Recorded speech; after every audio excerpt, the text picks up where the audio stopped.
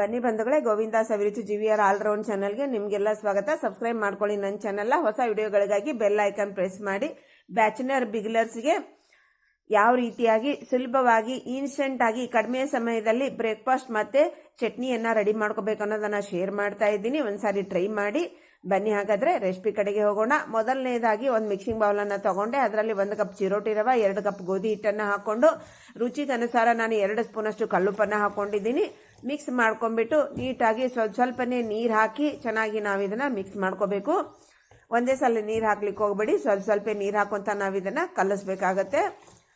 ಬಂಧುಗಳೇ, bachelors beginners ಇಷ್ಟು ಈಸಿಯಾಗಿ ಮಾಡಬಹುದು ಅನ್ನೋದಾದ್ರೆ ಇನ್ನು ನುರ್ತಿರೋರಂತೂ 2 ನಿಮಿಷದಲ್ಲಿ ಮಾಡಿಬಿಡ್ತಾರೆ ಬಂಧುಗಳು. ಅಷ್ಟೊಂದು ಈಸಿಯಾಗಿರುವಂತಹ ಪ್ರೊಸೀಜರ್ನಲ್ಲಿ ಟಿಪ್ಸು ಟ್ರಿಕ್ಸ್ನೊಂದಿಗೆ ನಾನು ನಿಮಗೆ ಶೇರ್ ಮಾಡ್ತಾ ಇದ್ದೀನಿ. ನೋಡಿ, ಇವಾಗ ನಾವು ಇಷ್ಟು ನೀಟಾಗಿ ಕಲಿಸ್ಕೊಂಡಾದ್ಮೇಲೆ ಕನ್ಸಿಸ್ಟೆಂಟ್ ಈ ರೀತಿ ಇರಬೇಕು. ನಂತರ ಅದರಲ್ಲಿ ಒಂದು ಅರ್ಧ ಕಪ್ಪಿನಷ್ಟು ಫ್ರೆಶ್ ಆಗಿರುವಂತಹ ಕೊತ್ತಂಬರಿಯನ್ನ ಚಿಕ್ಕದಾಗಿ ಕಟ್ ಮಾಡ್ಕೊಂಡು ಹಾಕೊಂಡೆ.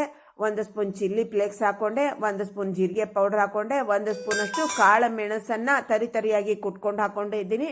ಹಾಗೆ 1 ಮೆಣಸಿನಕಾಯಿನ ಚಿಕ್ಕದಾಗಿ ಕಟ್ ಮಾಡಿಕೊಂಡು ಹಾಕೋತಾ ಇದ್ದೀನಿ, ಗ್ರೀನ್ ಚಿಲ್ಲಿ ಬಂಧುಗಳೇ.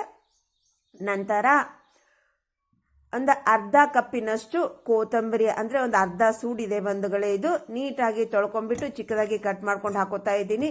ಈ ಕೊತ್ತಂಬರಿ ಕರಿಬೇವನ್ನ ನಾವು ಎಷ್ಟು ಚೆನ್ನಾಗಿ ಹಾಕೋತೀವಿ, ಜಾಸ್ತಿ ಹಾಕೋತೀವಿ, ಅಷ್ಟು ಇದ್ರ ಬ್ರೇಕ್ಫಾಸ್ಟ್ ರೆಸಿಪಿ ತುಂಬಾನೇ ಚೆನ್ನಾಗಾಗುತ್ತೆ ಬಂಧುಗಳೇ. ನೋಡಿ, ಇವಾಗ ಪರ್ಫೆಕ್ಟ್ ಆಗಿರುವಂತಹ ಬ್ಯಾಟರ್ ರೆಡಿ ಆಯ್ತು. ಇದನ್ನ ಪಕ್ಕಕ್ಕೆ ಇಡೋಣ. ಇದಕ್ಕೆ ಚಟ್ನಿ ರೆಡಿ ಮಾಡ್ಕೊಂಡ್ಬಿಡೋಣ.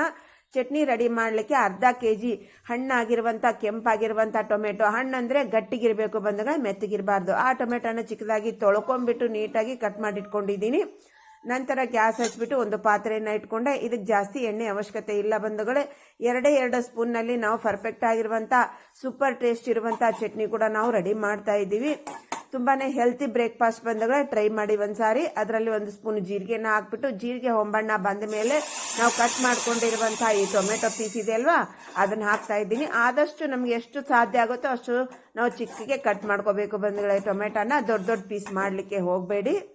ಇವಾಗ ನೀಟಾಗಿ ನೋಡಿ, ಲೋ ಟು ಮೀಡಿಯಂ ಫ್ಲೇಮಲ್ಲೇ ಒಂದು 3 ರಿಂದ 4 ನಿಮಿಷ ಚೆನ್ನಾಗಿ ನಾವು ಮಿಕ್ಸ್ ಮಾಡ್ಕೊಂಡು ಆದಮೇಲೆ ಅದರಲ್ಲಿ ನೋಡಿ 1 ಸ್ಪೂನ್ನಷ್ಟು ಬೆಲ್ಲ, ಹಾಗೆ ರುಚಿಗೆ ಅನುಸಾರ ಅಂದ್ರೆ ಸ್ವಲ್ಪ ನಾನು ಇಲ್ಲೇ ಉಪ್ಪನ್ನು ಹಾಕೋತಾ ಇದ್ದೀನಿ. ಅಂದ್ರೆ 1/4 ಸ್ಪೂನಷ್ಟು ಉಪ್ಪನ್ನು ಸೇರಿಸ್ಕೊಂಡೆ ನಾನಿಲ್ಲೇ. ಇದು ನೀಟಾಗಿ ನಾವು ಚೆನ್ನಾಗಿ ಫ್ರೈ ಮಾಡ್ಕೋಬೇಕಾಗುತ್ತೆ. ಲೋ ಟು ಮೀಡಿಯಂ ಫ್ಲೇಮಲ್ಲೇ ಚೆನ್ನಾಗಿ ನಾವು ಇದನ್ನ ಮುಚ್ಚಿಟ್ಟು ಫ್ರೈ ಮಾಡ್ಕೊಳ್ಳೋಣ.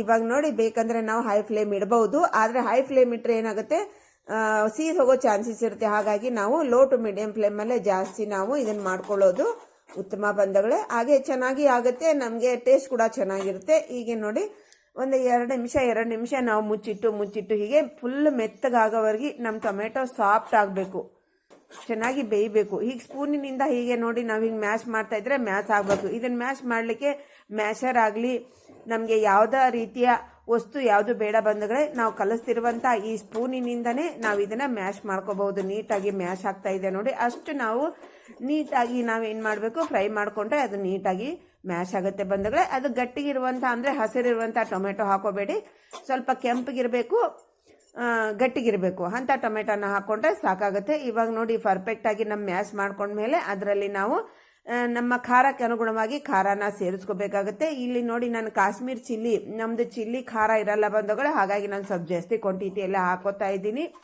ನಿಮ್ದು ಏನಾದರೂ ಖಾರ ಗುಂಟೂರು ಖಾರ ಯೂಸ್ ಮಾಡ್ತಾ ಇದ್ರೆ 2 ಸ್ಪೂನ್ ಹಾಕೊಳ್ಳಿ ಬಂಧುಗಳೇ, ಖಾರ ನಿಮಗೆ ಪರ್ಫೆಕ್ಟ್ ಆಗುತ್ತೆ. ನೋಡಿ, ಇವಾಗ ನಾನು ಜಾಸ್ತಿನೇ ಹಾಕೊಂಡಿದ್ದೀನಿ. ನಮ್ಗೆ ಎಷ್ಟು ಖಾರ ಹಾಕಿದ್ರು ನಮ್ದು ಏನಿದೆ, ಈ ಕಾಶ್ಮೀರ್ ಚಿಲ್ಲಿ ಖಾರ ಇರಲ್ಲ ಬಂಧುಗಳೇ, ಹಾಗಾಗಿ ನಾನು ಜಾಸ್ತಿನೇ ಹಾಕೋತಾ ಇದ್ದೀನಿ. ನೋಡಿ, ಇವಾಗ ಪರ್ಫೆಕ್ಟ್ ಆಗಿರುವಂಥ ನಮ್ಮ ಚಟ್ನಿ ರೆಡಿ ಆಯಿತು.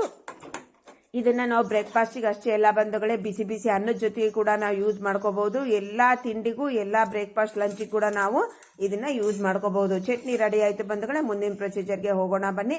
ಇವಾಗ ನಾವು ಕಲಸಿಟ್ಟಿರುವಂಥ ಬ್ಯಾಟರಿ ಇದೆ ಅಲ್ವಾ, ಅದನ್ನ ಒಂದ್ಸಾರಿ ಮಿಕ್ಸ್ ಮಾಡ್ಕೊಂಡ್ಬಿಟ್ಟು ಮುಂಚೆನೆ ನಾನು ಹಂಚು ಬಿಸಿ ಮಾಡ್ಲಿಕ್ಕೆ ಇಟ್ಟಿದ್ದೆ. ಚೆನ್ನಾಗಿ ಬಿಸಿ ಆಗಿರ್ಬೇಕು ಹಂಚು ಬಿಸಿ ಆಗಿರುವ ಹಂಚಿನಲ್ಲಿ ಈ ಬ್ಯಾಟರ್ನ ಹಾಕ್ತಾ ಇದ್ದೀನಿ.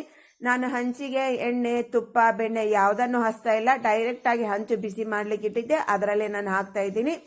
ಇದು ನಿರ್ಲೆ ಪ್ಯಾನ್ ಬಂಧುಗಳೇ.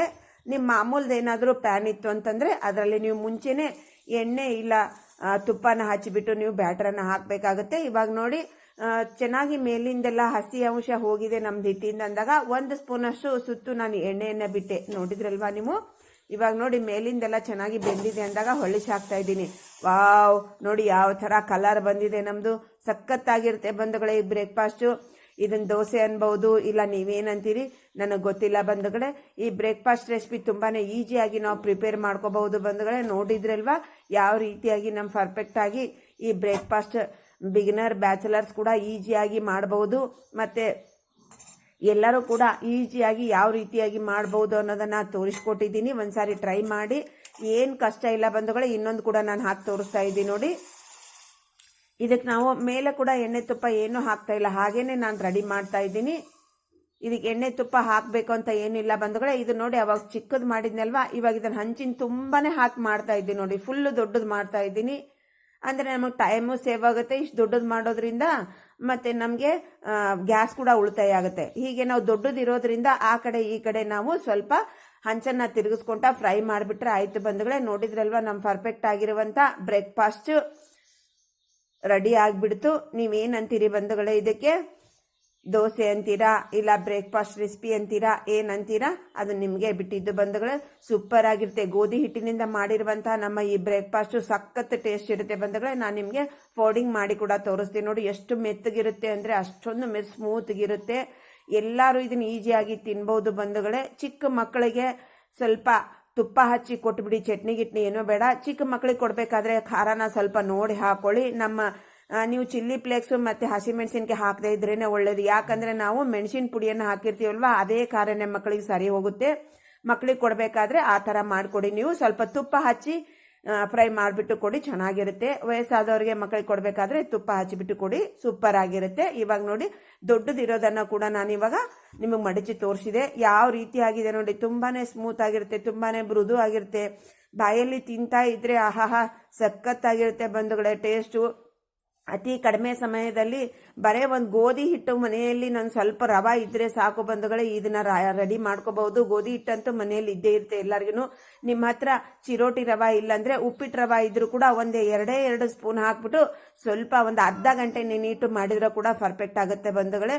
ಸೂಪರ್ ಆಗಿರುತ್ತೆ. ಈ ಚಟ್ನಿ ಜೊತೆಗೆ ನಾನು ಇವಾಗ ತಿಂದು ತೋರಿಸ್ತಾ ಇದ್ದೀನಿ ನೋಡಿ ಬಂಧುಗಳೇ. ಎಕ್ಸಲೆಂಟ್ ಟೇಸ್ಟ್ ಇದೆ, ಸಖತ್ತಿದೆ. ನೀವು ಒಂದ್ಸಾರಿ ತಪ್ಪದೇ ಟ್ರೈ ಮಾಡ್ಕೊಂಡ್ಬಿಟ್ಟು ಹೇಗಿತ್ತು ಅನ್ನೋದನ್ನ ತಿಳಿಸೋದನ್ನ ಮರಿಬೇಡಿ ಬಂಧುಗಳೇ. Thanks for watching. ಬಾಯ್.